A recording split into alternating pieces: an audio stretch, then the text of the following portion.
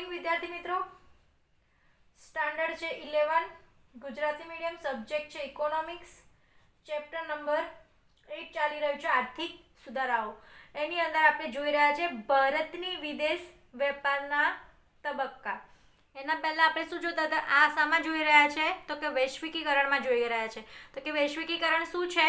તો કે દેશની સરહદની બહાર જે પણ વિદેશ વેપાર કરવાની છૂટ આપવામાં આવી છે, જે નીતિ નિયમો હળવા કરવામાં આવ્યા છે, બરાબર, અને એના લીધે વિદેશી જે કંપનીઓ છે તે આપણા દેશમાં સીધું રોકાણ કરી શકે છે, બરાબર. તો કે જે વિદેશી વેપાર છે, જે વિદેશી રોકાણ કરનારાઓ છે તે આપણા દેશમાં કઈ રીતે રોકાણ કરી શકે છે તે વસ્તુ આપણે આગળ જોઈ ગયા. અને આજે આપણે જોવાનું છે કે ભારતની વિદેશ વેપારની નીતિના તબક્કા કયા કયા છે.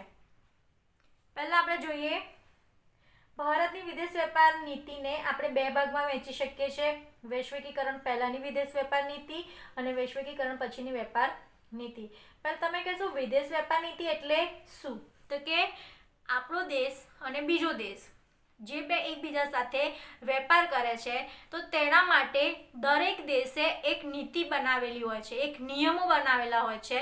તે નીતિ નિયમો મુજબ જ બંને દેશે કામ કરવું પડે છે. તો તેને શું કહેવામાં આવે છે? વિદેશ વેપાર નીતિ કહેવામાં આવે છે. તો આપણે અહીંયા આગળ વિદેશ વેપાર નીતિને બે ભાગમાં વહેંચીશું. એક તો આપણે વૈશ્વિકીકરણ પહેલા એટલે કે 1991 પહેલા જે આર્થિક સુધારા નહોતા થયા ત્યારે શું હતી વિદેશ વેપાર નીતિ, અને 1991 પછી જે સુધારા થયા ત્યારબાદ શું હતી વેપાર નીતિ, બરાબર. તો પહેલા આપણે જોઈએ વૈશ્વિકીકરણ પહેલા એટલે કે 1991 પહેલા જે આર્થિક સુધારા થયા પહેલા જોઈએ સ્વતંત્રતા બાદ શરૂઆતના વર્ષમાં વહીવટી, આર્થિક અને રાજકીય માળખાની ગોઠવણના હતા. એટલે કે આપણે જે દેશ આઝાદ થયો ત્યારબાદ તો પહેલા તો આપણા દેશના જે આઝાદ થયો હતો તેના લીધે વહીવટ કોને આપવો, આર્થિક બાબતો કોને આપવી, રાજકીય માળખાની ગોઠવણ કરતા હતા, બરાબર. દેશની વિદેશી શાસનમાંથી મુક્ત થયો હતો, માટે વિદેશી વસ્તુઓ, વિદેશી વેપાર, વિદેશી કંપની સામે માનસિક વિરોધ હતો. આ ગાળામાં આયાત પર અંકુશ હતા, તેથી દેશની નિકાસો પણ ખૂબ જ ઓછી હતી. હવે સ્વાભાવિક જ વસ્તુ છે કે આપણો દેશ આઝાદ થયો ત્યારે આપણો દેશ આઝાદ થયા બાદ થોડા વર્ષો સુધી તો સેટલ જ થતો હતો. કેમ કે આપણા દેશમાં અંગ્રેજોએ જે વિદેશી શાસન હતું તેના કારણે જે પણ તકલીફ સહન કરવી પડી હતી એમાંથી બહાર આવતો હતો. હવે સ્વાભાવિક જ છે કે જ્યારે દેશ આઝાદ થયો હતો ત્યારે હજુ તો હમણાં અંગ્રેજો આપણા દેશમાંથી ગયા હતા, જેના કારણે લોકો અંગ્રેજો પ્રત્યે અથવા તો બીજા દેશ પ્રત્યે શું ધરાવતા હશે? માનસિક વિરોધ ધરાવતા હોઈએ કે ભાઈ આપણે સ્વાભાવિક છે કે જો આપણો દેશ આઝાદ થયો તો તરત આપણે બીજા દેશ સાથે વેપાર કરીએ ના કરીએ. કેમ કે જ્યારે આપણા દેશમાં ધીમે ધીમે આ રીતે જ અંગ્રેજોએ પ્રવેશ કર્યો હતો. તો કે જે આપણા આઝાદી પછીનો જે ગાળો હતો ને તેના ઉપર આપણે બીજા દેશો પાસેથી વસ્તુ પણ આપણા ભારતમાં નહોતી આવતી, એના પર પણ અંકુશ હતો, અને આપણા દેશમાંથી બીજા દેશમાં વસ્તુઓ પણ ખૂબ ઓછી જતી હતી. ભારતે મિશ્ર અર્થતંત્ર સ્વીકાર્યું એટલે કે ભારતે મિક્સ અર્થતંત્ર સ્વીકાર્યું એટલે કે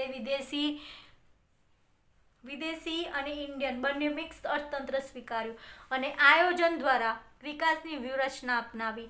મોટા પાયાના ઉદ્યોગોની સ્થાપના તથા જરૂરી ઉદ્યોગોના વિકાસ માટે મોટા પાયે આયાતો થઈ. હવે ધીમે ધીમે આઝાદી પછીના થોડાક વર્ષો બાદ ભારતે સ્વીકાર્યું કે જો આપણા દેશનો વિકાસ કરવો હશે, મોટા પાયાના ઉદ્યોગોની સ્થાપના કરવી હશે તો આપણે બીજા દેશમાંથી વસ્તુઓની આયાત કરવી પડશે. કેમ કે દરેક વસ્તુ આપણા દેશમાં મળી રહેશે નહીં, એટલે આપણે બીજા દેશમાંથી આયાતો કરવી પડશે. વિદેશી હુંડિયામણ ઘટી જવા પામ્યું. વપરાશી ચીજવસ્તુઓની આયાતો પર ભારે નિયંત્રણ મુકાયા અને શું કરવામાં આવ્યું?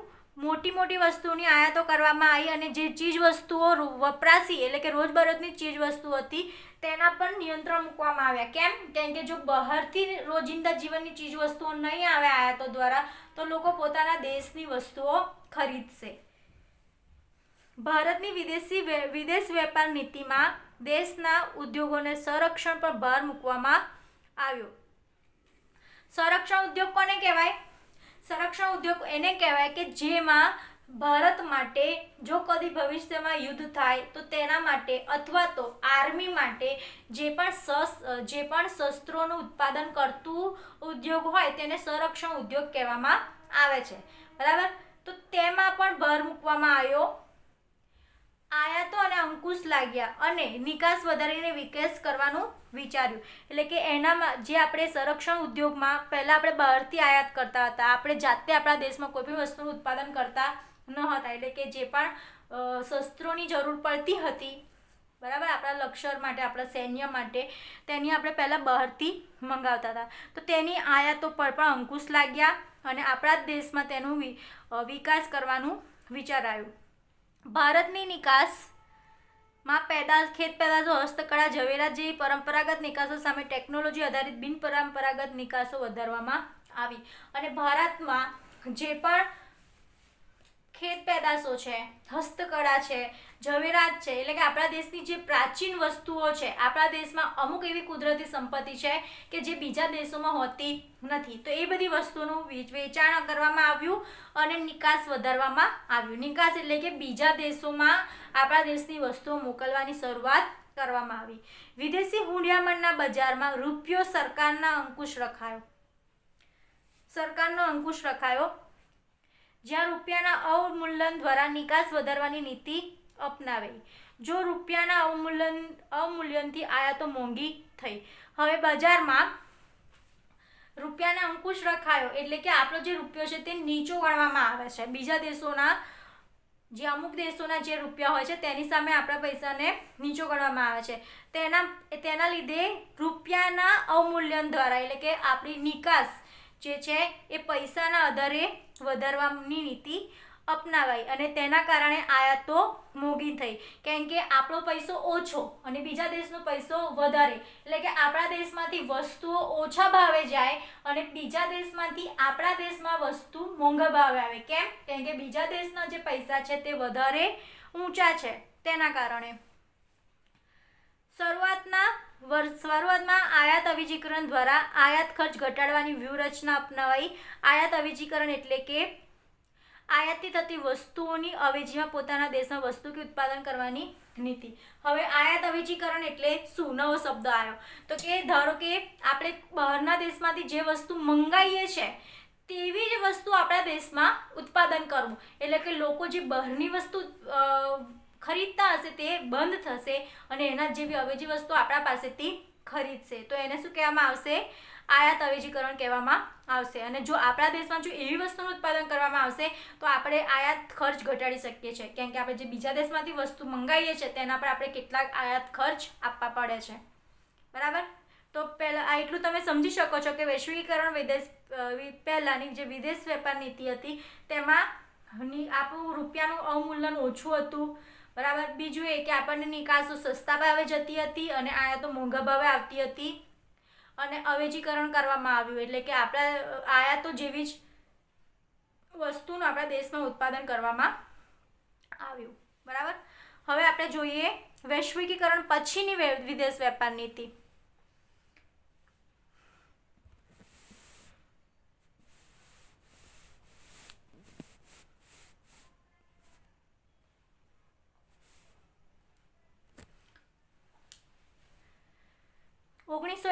પછીથી ભારતે આર્થિક નીતિઓનું પરિવર્તન લાવ્યું. વિદેશ વેપાર નીતિ સંરક્ષણાત્મકને મુક્ત વેપાર તરીકે બનાવાઈ. રૂપિયાને વિદેશી હુંડિયામણ બજારમાં ક્રમશઃ અંકુશ મુક્ત કરાયો. આયાત નિકાસ પરવાના હળવા કરાયા. માત્ર ક્રૂડ ઓઇલ, ખાદ્યતેલ, રસાયણ જેવી થોડી આયાતોમાં અંકુશ રખાય. પહેલાં જે આયાતો પર જે અંકુશ મૂકવામાં આવતું હતું તે 1991 પછી હટાવી દેવાયા, બરાબર. પછી આપણા દેશમાં પહેલાં જે શસ્ત્રોનું ઉત્પાદન ફક્ત આયાત પર જે અંકુશ હતો કે આયાત આપણે બીજા દેશમાંથી નથી કરવું તે પણ મુક્ત બનાવાયું, બરાબર. કેવું બનાવાયું? મુક્ત બનાવાયું. અને આયાત નિકાસ કરવાના પરવાના હળવા કરાયા. એટલે કે આપણા દેશમાં આયાતો પણ થઈ શકે અને આપણા દેશમાંથી નિકાસો બી થઈ શકે તેવા નિયમો હળવા કરવામાં આવ્યા. અને માત્ર ક્રૂડ ઓઇલ, ખાદ્યતેલ, રસાયણ 3 વસ્તુમાં જ ખાલી અંકુશ રાખવામાં આવ્યા. બીજી બધી જ વસ્તુમાં અંકુશ હટાવવામાં આવ્યા. સીધા વિદેશી મૂડીરોકાણની છૂટ, એટલે કે આપણા દેશમાં વિદેશી કંપની સીધી રીતે રોકાણ કરી શકે છે, પોતાની કંપની શરૂ કરી શકે છે, અથવા આપણા દેશમાં જે કંપની ચાલી રહી છે તેમાં સીધું તેનું રોકાણ કરી શકે છે. ખાનગીકરણના કારણે વિદેશી કંપનીઓ હવે દેશમાં વસ્તુઓનું ઉત્પાદન ખરીદ વેચાણ કરી શકે છે, અને જે આ ખાનગીકરણ થયું એના કારણે જે વિદેશી કંપનીઓ છે તે પોતે ખાનગીકરણની કંપની ખરીદીને તેમાં ખરીદ વેચાણ કરી શકે છે. ભારતને પણ વૈશ્વિકીકરણના લાભ મળતા તેથી બીજા દેશોને નિકાસ વધી. 1991 પછી વિદેશ વેપાર નીતિ આંતરરાષ્ટ્રીય વેપારમાં ભારતનો હિસ્સો વધે તે રીતે ઘડાઈ. તો કે 1991ની જે વેપાર નીતિ એવી રીતે ઘડવામાં આવી કે ભારતનો આંતરરાષ્ટ્રીય વિદેશ વેપારમાં ફાળો વધે, એટલે કે જે બધા દેશોના જે વેપાર થાય છે તેમાં પણ ભારતનો ફાળો વધે.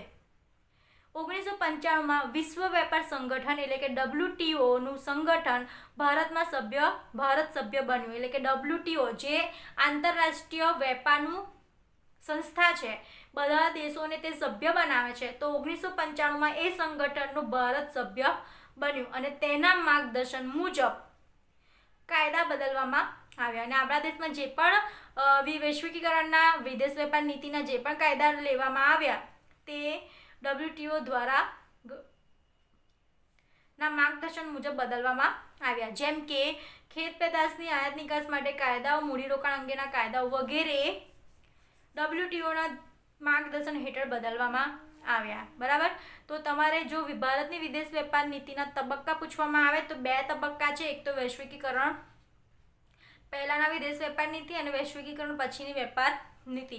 તો તમે પહેલાં લખી શકો છો કે વૈશ્વિકીકરણ પહેલાં એટલે કે જ્યારે દેશ આપણો આઝાદ થયો હતો ત્યારે લોકોના મગજમાં વિદેશ વેપાર માટે ગ્રંથિ હતી, માનસિક વિરોધ હતો. કેમ કે એ વખત અંગ્રેજો હજુ આપણો દેશ છોડીને ગયા હતા, અંગ્રેજો પણ વિદેશી જ હતા અને એમની કંપની પણ વિદેશી જ હતી. એટલે લોકોના મગજમાં એક ગ્રંથિ થઈ ગઈ હતી કે વિદેશી વેપાર ના કરવો જોઈએ, કારણ કે એ લોકો આપણને આપણું શોષણ કરે છે. બરાબર. અને એ વખતે આપણા દેશનું હુંડિયામણ પણ ઓછું હતું, આપણા દેશનો રૂપિયો પણ ઓછો હતો, આપણા દેશમાં આયાતોનો ખર્ચ પણ વધારે હતો, આપણા દેશમાંથી નિકાસો ઓછી જતી હતી. બરાબર. અને વૈશ્વિકીકરણ પછી આપણા દેશમાં આયાતો મુક્ત બનાવવામાં આવી. બરાબર. અમુક બધા ઉદ્યોગોની આયાતો કરવા માટે છૂટ આપવામાં આવી, ફક્ત 3 ઉદ્યોગો સિવાય ખાદ્ય તેલ, ક્રૂડ ઓઇલ અને રસાયણ. બરાબર. આ તમે એટલું ટૂંકમાં સમજૂતી મેળવી શકો છો.